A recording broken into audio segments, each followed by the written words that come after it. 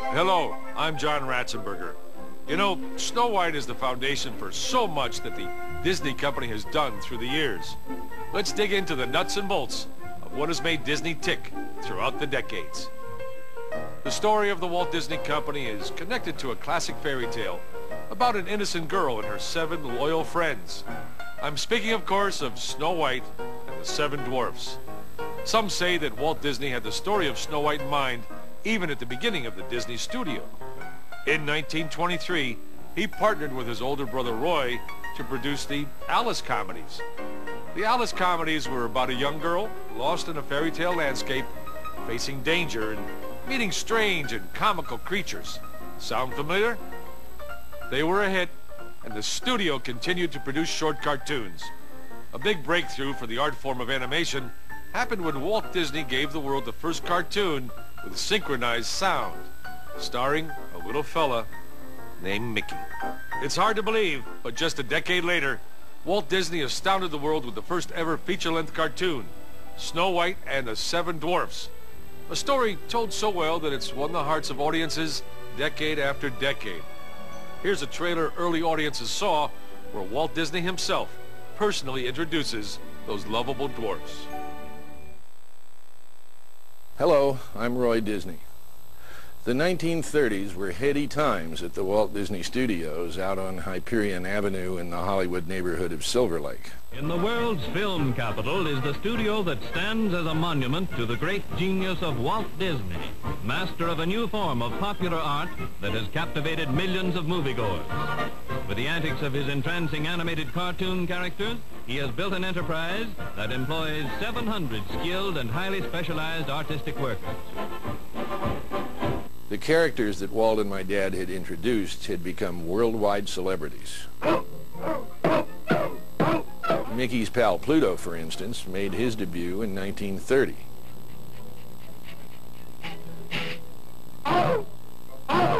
An irascible duck named Donald quacked his way onto the screen in 1934.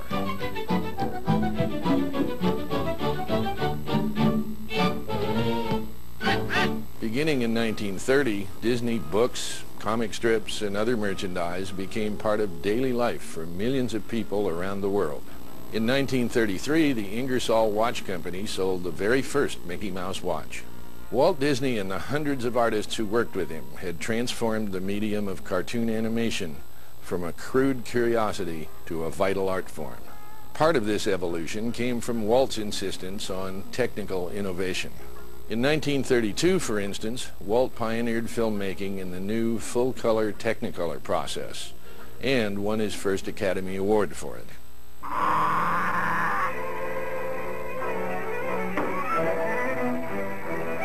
Walt sought a sense of depth and realism in animation that led to the invention of the multiplane camera, which he tested in his successful Silly Symphony animated shorts.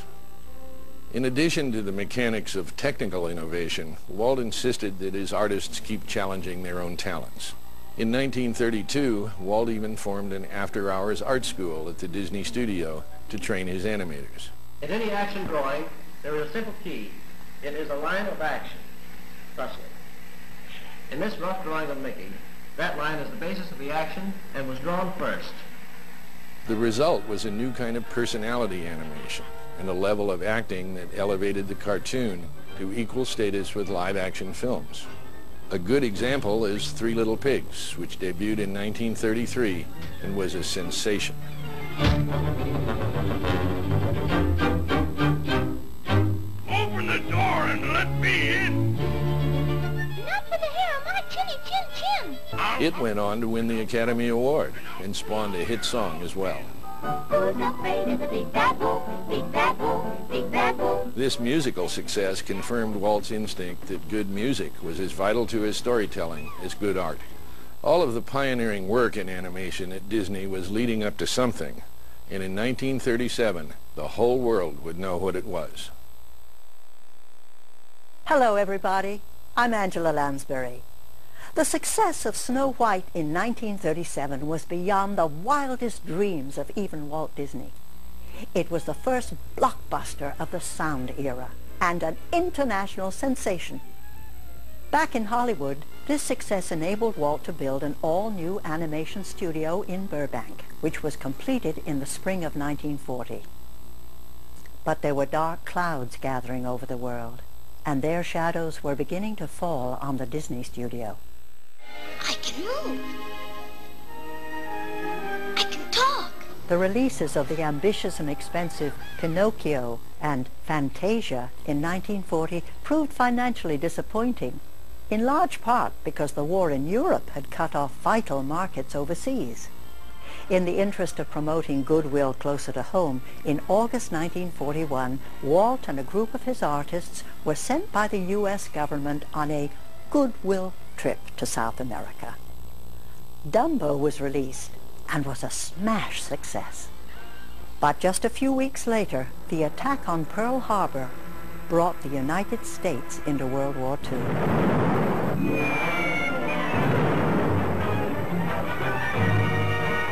The very next morning, December 8th, 1941, the U.S. Army moved onto the Disney studio lot. What's you gonna call him? Well, I think I'll call him Bambi. Bambi. Yep, I guess I'll do all right. Although work was finished on Bambi, which was released in 1942, the primary business of Disney became the war.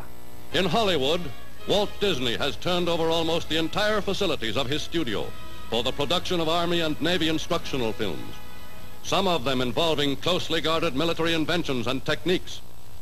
Let's go with Navy Project 648, Sequence 1. Let her roll. Military insignia, training films, and morale-boosting propaganda became the business of Disney.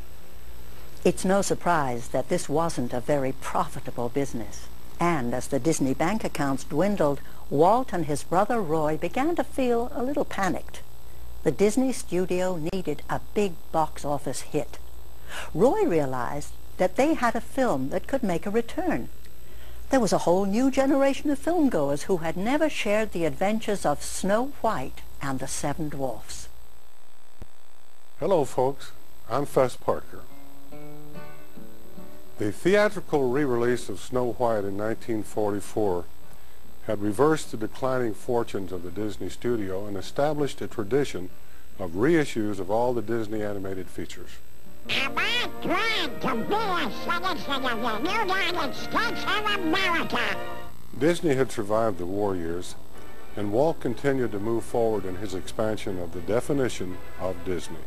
1950 saw the release of Treasure Island, Disney's first completely live-action feature. You got the word of Long John Silver. That year also marked Disney's debut in the new medium of television with 1 Hour in Wonderland, the studio's first television special. Television? Whoa, steady, old boy. Take it easy. Television? Ha! I have never been so insulted in all my unborn days. When Snow White returned to movie screens in 1952, she again proved to be the fairest of them all.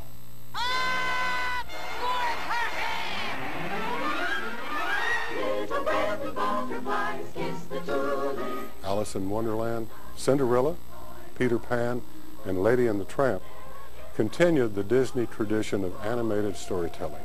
Disney also introduced audiences to the nature film with the True Life Adventure series, an idea so revolutionary that Disney had to set up its own company to distribute the film. The success of his first TV special encouraged Walt to make a big commitment to the new medium. The next few years saw the TV debut of the Mickey Mouse Club. Hey there, hi there, ho there, you're as welcome as can be. M-I-C-K-E-Y-M-O-U-S-E. And the first airing of an anthology program called Disneyland. This wasn't just a TV program.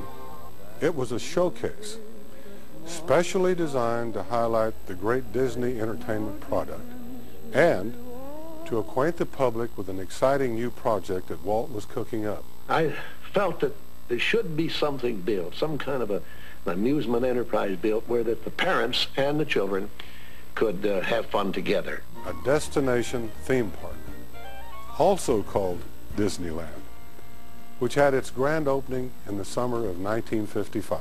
Hurry, hurry, hurry, hurry, there's no time to spin and worry. Check the castle, build a lake, for feet, for goodness sake. Make a rocket that's exciting, a boat trip that's inviting. The time is ticking fast and we've got to finish fast, but we'll be there when they open Disneyland. One of the great hits spawned by the Disneyland TV show was the tale of a stalwart fella named Davy Crockett.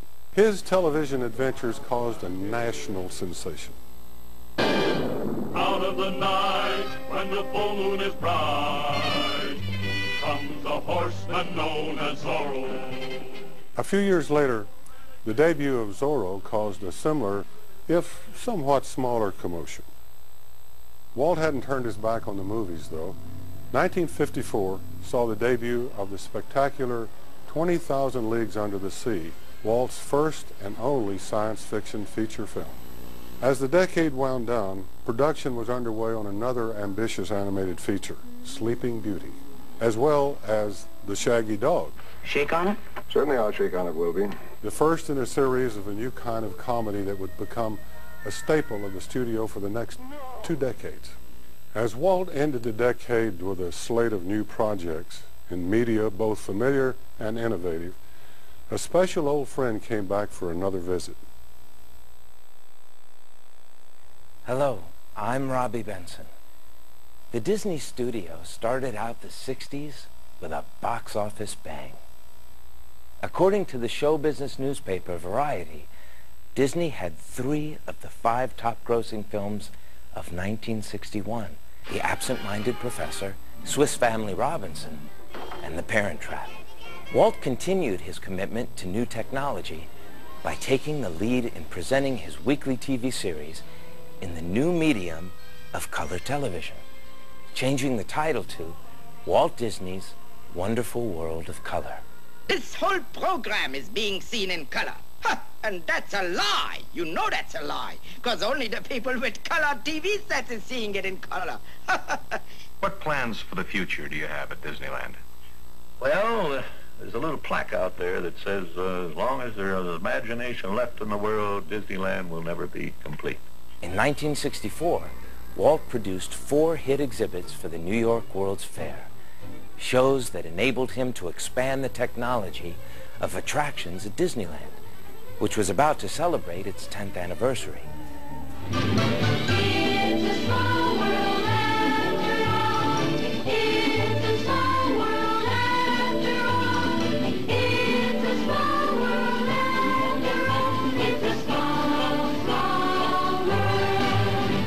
In late 1964, the studio released what many considered Walt Disney's crowning achievement in movie making. The film was a huge critical and commercial success. It became the #1 box office hit of 1965, and it was nominated for 13 Academy Awards. It won 5 Oscars, including Best Actress for Julie Andrews. Oh, this is lovely. I know you Americans are famous for your hospitality, but this is really ridiculous. And Best Song for Chim Chim Cheree. Chim chimney, chim chimney, chim chim cheree. When you're with a sweet, you're in glad company. Now, although only a few people knew it, at the same time, Walt was looking at large tracts of property in Florida for a secret project he was planning. He even made this film in 1966 to explain the Florida Project. We know what we hope to accomplish, and believe me, it's the most exciting and challenging assignment we've ever tackled at Walt Disney Productions. The animation department was still hard at work, too, putting the finishing touches on the Jungle Book. How interesting. And over on the sound stages, production was in progress on another splashy big-screen musical, The Happiest Millionaire. Then, in December of 1966, a tragedy. Walt Disney died. The world mourned his passing. The following year, Snow White returned for a 4th triumphant re-release. And although Walt Disney himself was gone, a whole new generation was introduced to the magic of Disney. Hello everyone, I'm Dean Jones. Just like the 60s, here at Disney, the 1970s started off with a huge hit. The live-action comedy The Love Bug had roared into theaters and across the finish line to become the nation's #1 movie. Nice going, Herbie. In the summer of 1970, the studio established the Walt Disney Archives to collect and preserve the historical materials relating to Walt Disney and the company he founded. Down at Disneyland, the 100 millionth guest walked through the gate. And in Florida, Walt Disney World opened with a huge celebration. The Florida project was seen through to its completion and dedicated by Walt's brother and business partner Roy, who passed away just a few months afterward. 1973 saw the celebration of the 50th anniversary of Walt Disney Productions. In movie theaters, Disney was the king of comedy, with several hit films featuring college student Dexter Riley, and favorites like the Apple Dumpling Gang. How much money you figure that dude's got in front of him? About 500. 500? Wow. You know, that'd be, that's 200 apiece. Escape to Witch Mountain. You two got powers beyond belief. We're not doing this. This is something too powerful for us to do. And Candle Shoe. Get up out of bed in the morning with your dukes up, you know? Got him up, first punch is yours. I see. There were the big screen musical fantasies, Bedknobs and Broomsticks. It's lovely bobbing along on the bottom of the beautiful briny sea. And Pete's Dragon. Elliot,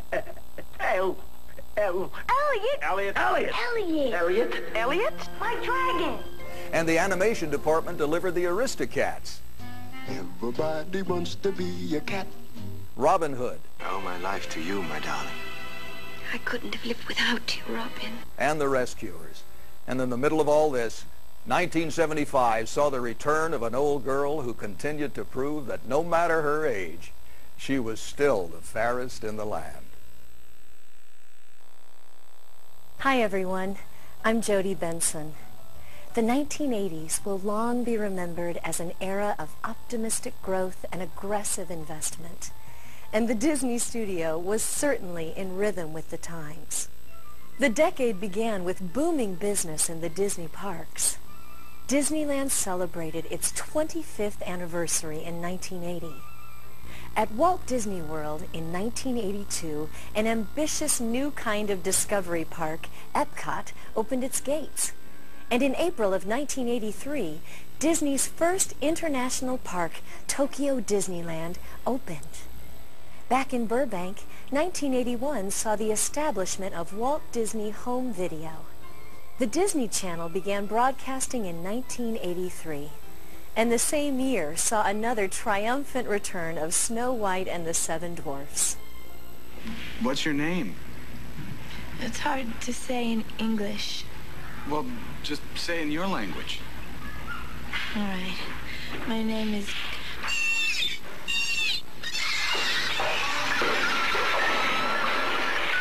1984 saw the release of Splash, the first movie under the studio's new Touchstone banner, and Donald Duck celebrated his 50th birthday. In the fall of 1984, Michael Eisner and Frank Wells were named chairman and president of Walt Disney Productions.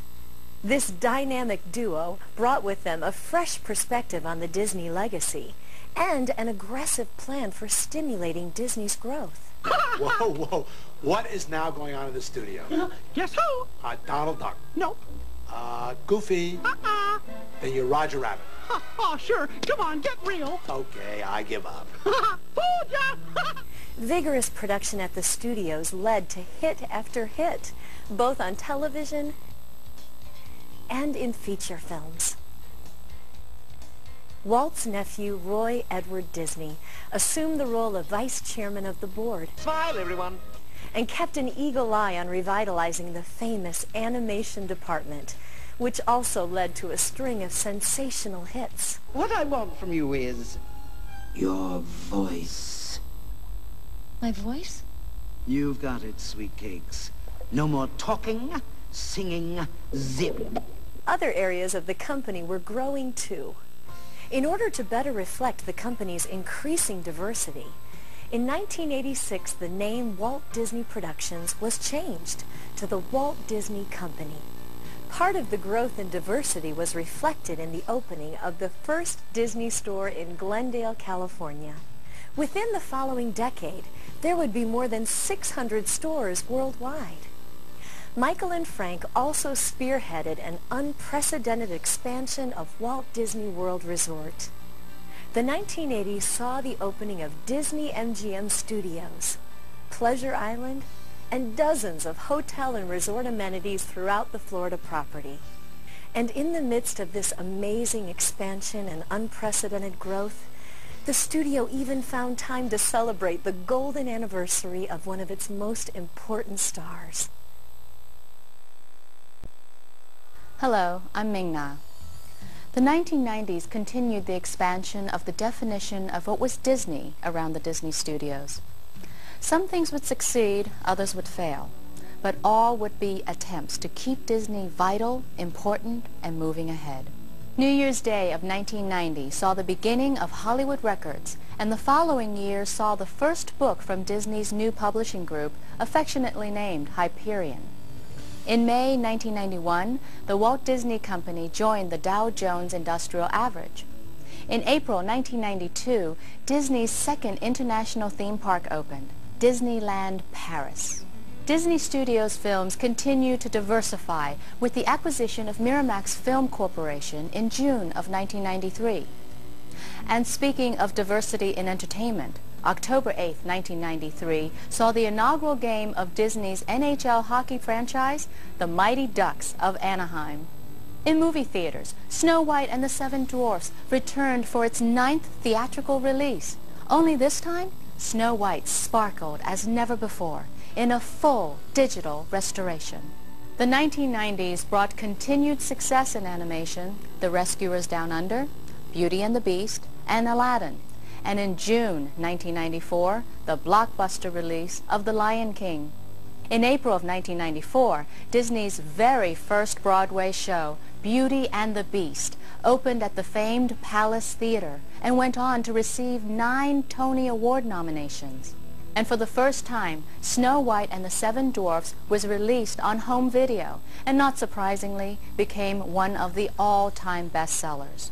The 1990s were only half through, and the studio that Snow White built continued to grow and prosper. On February 9, 1996, the ABC television network and all its broadcasting and publishing entities became part of the magic of Disney. Disney made a commitment to the revitalization of New York's famous Times Square, officially opening the new Amsterdam Theater in April 1997. A few months later, the stage production of The Lion King opened there, taking Broadway by storm. The show went on to win the Tony Award for Best Musical. Disney's commitment to sports continued with the 1997 opening of Disney's Wide World of Sports Baseball Stadium at Walt Disney World Resort, and the 1999 purchase of the Anaheim Angels baseball team. In the summer of 1998, the Disney Magic cruise ship departed on its maiden voyage. In August of the following year, she was joined by the sister ship, the Disney Wonder. In 1998, the 4th theme park on Walt Disney World property opened to great acclaim, Disney's Animal Kingdom. The succession of animated features that had begun with Snow White continued with the releases of Pocahontas, The Hunchback of Notre Dame, Hercules, Mulan, and Tarzan. And although that connection was nearly 6 decades ago, the 1995 smash release of Disney and Pixar's Toy Story caused one critic to remark, "It creates the kind of enchantment that must have surrounded Snow White." That smash success was followed by another Disney-Pixar collaboration, A Bug's Life, as well as the blockbuster sequel, Toy Story 2. The decade closed with the amazing world premiere concert tour of Fantasia 2000, a continuation of the 1940 classic Fantasia, a film that, like the Disney studio itself, never would have existed without that first success of Snow White and the Seven Dwarfs. Hi, I'm John Ratzenberger, and welcome to my favorite decade, the decade of the 2000s, the widescreen decade. To kick off the new millennium, Disney brought back Snow White in a new form, a Platinum Edition DVD. Once again, the old girl was a big hit. Another big hit for Disney has been the Parks and Resorts. 2001, zip right out of the gate. They added California Adventure and Downtown Disney. And that same year, Disney Television, pow, adds ABC Family. A bunch of Disney movies made a splash early on. Dinosaur, Atlantis, Remember the Titans, and The Emperor's New Groove. This decade saw the rise of Disney's interactive studios. You know, those video games, those things you used to play at the pizza parlor for a quarter. Well, now there's a whole new generation of games you can play in your own home. Disney has always sent movies overseas, but in 2002, Disney brought Spirited Away to theaters in the United States. That film won an Academy Award in a newly created category, Best Animated Feature, a category that wouldn't even exist without the very first one, Snow White and the Seven Dwarfs. All right, here's a pop quiz. What do the following have in common with Spirited Away? Finding Nemo, The Incredibles, Ratatouille, and Wall-E. Time's up. Well, you're looking at them. Did a little voice acting in each one of those babies. Every one of them Oscar winners, but who's counting? In fact, I've done a character voice in every Pixar movie to date.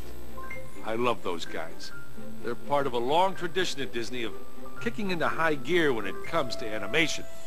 For example, in the 2000s, you've got Disney Digital 3D technology breaking new ground with Chicken Little, Meet the Robinsons, and Pixar's first 3D viewing experience, Up. Avast, arg, aye, me mateys, yo-ho and such. Yeah, that's right. It was the decade of pirates, with a little series of movies called Pirates of the Caribbean. In November of 2007, theaters got enchanted. Here was a movie that borrowed from the fairy tale traditions established by Snow White to tell a very modern story. Enchanted had 3 Oscar nominations for Best Song, just one of the many musical hits for Disney this decade. You've got your Hilary Duff, Camp Rock, some Hannah Montana, some Jonas Brothers, your High School Musical, your High School Musical 2, and High School Musical 3 senior year. Now, I've been known to bust some wildcat moves myself from time to time. The Muppets, who became part of the Disney family in 2004, even won a Grammy with their album, The Muppets, A Green and Red Christmas, in 2008. Oh, also in 2008, the Lion King Broadway musical celebrated its 10th anniversary. Now, other productions like Mary Poppins, The Little Mermaid, and the High School Musical Tour are building on its success in bringing Disney magic to live theater. As the decade came to an end, a new restoration of Snow White was completed on Disney Blu-ray, and the new generation got the chance to enjoy the magic of this Disney classic.